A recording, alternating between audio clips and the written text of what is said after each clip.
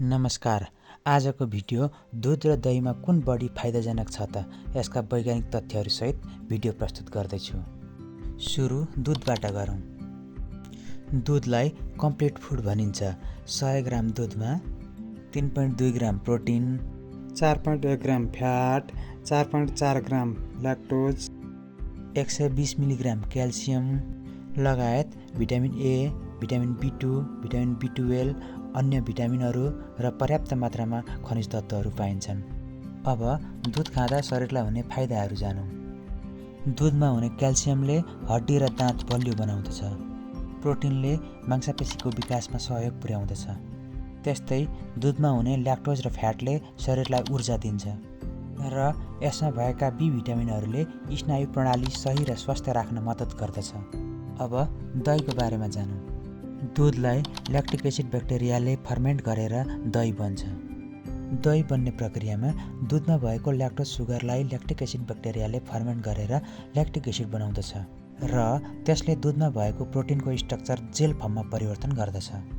यसरी दुधको protein structure परिवर्तन हुँदा र ल्याक्टोज चाहिँ ल्याक्टिक एसिड बन्दा दही दुधको तुलनामा पचाउन सजिलो हुन्छ। साथै प्रोबायोटिक्स ब्याक्टेरियाहरू थप बढी मात्रामा पाइन्छन् जसले पाचन प्रणालीलाई स्वस्थ राख्दछ।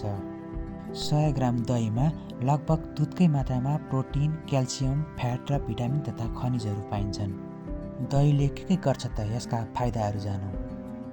दुधले गर्ने फाइदाहरू जस्तै दहीले पनि हड्डी र दाँत बलियो बनाउँदछ, मांसपेशीको विकासमा सहयोग पुर्याउँदछ, शरीरलाई ऊर्जा दिन्छ र स्नायु प्रणाली सही र स्वस्थ राख्न मद्दत गर्दछ।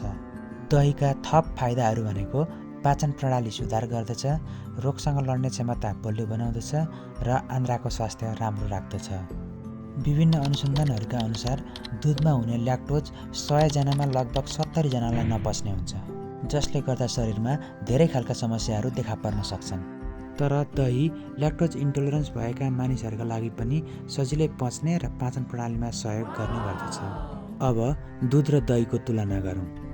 दुध र दही दुवैले यसमा भएका पौष्टिक तत्त्वले शरीरको फाइदाको लागि उत्तिकै सहयोग गर्दछन्।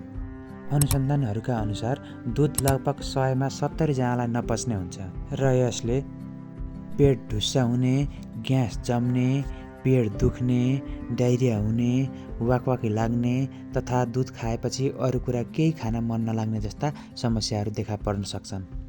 यस्तो बेलामा तपाईँका लागि दही उपयुक्त हुन्छ, जसमा दुधमा पाइने सबै पौष्टिक तत्त्वहरू पनि पाइने र दुध नपचेर देखिने समस्याहरू पनि समाधान हुने भएकोले दही खान उपयुक्त हुन्छ। दहीमा नपच्ने त्यस्तो केही तत्त्व हुँदैन र जस्तोसुकै समयमा पनि दही स्वास्थ्यका लागि लाभदायक मानिन्छ।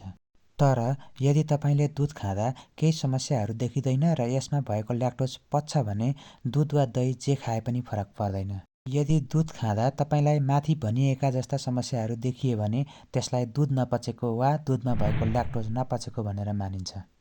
हवस् त, आजलाई यति नै। तपाईँलाई भिडियो कस्तो लाग्यो प्रतिक्रिया दिनुहोला। भिडियो अन्तिमसम्म हेरिदिनु भएकोमा धन्यवाद।